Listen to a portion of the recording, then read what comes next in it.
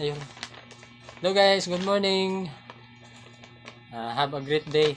Karong adlaw guys, mag-practice tagbasa. Tudloan na mo kung saan pagbasa ani nga symbol. Kini nga symbol guys, Korean vowels ni siya. Kini ang mga Korean vowels. Pero napailain ani. Kini lang sa ato ang kuanon, ato ang tun-an sa. Kini siya guys.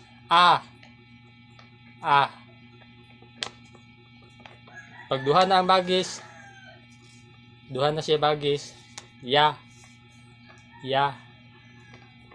Kini pabaliktad ang bagis, pabali ang bagis mo. Huwag niyo napansin niyo, bali na ang bagis. Oh.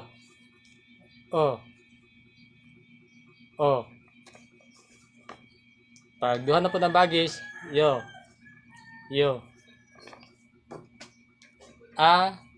Ya, yo. Diri sa ubos, pataas ang barog sa bagis, kamulay timaan sa symbol guys, sa symbols.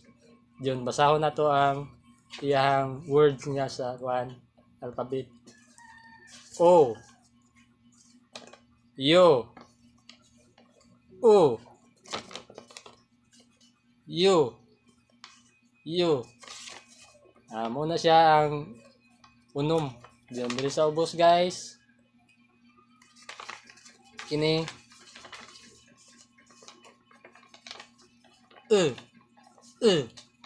I with O nga gahi. I with O nga gahi guys. Diyan ang pabarog niya. Ug atong basahon sa tuwa nga words na sa tuwa nga alphabet ni I, pero sa ilahan ni I nga gahi na siya I. Mga single vowels sa ilaha, single vowels lang sa ni guys. Single vowels ato ang ikuan ron. Ya,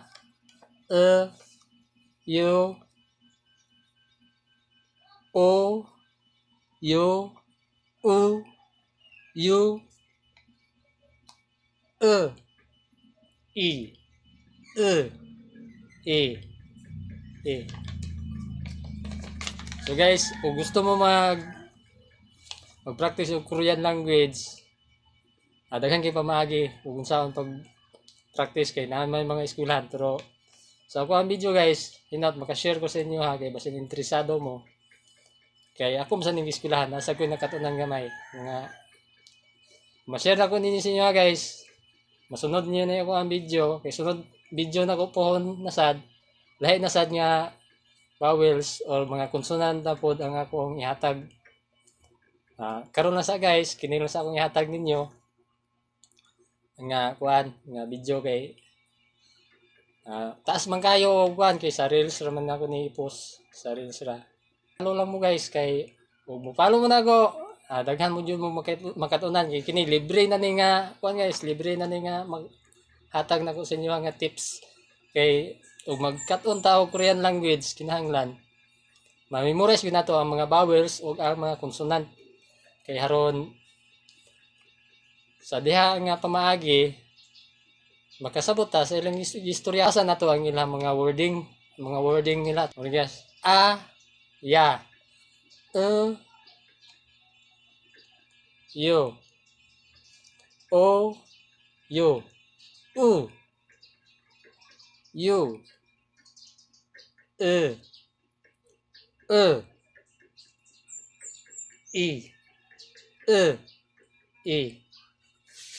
More to guys. Thank you and good morning.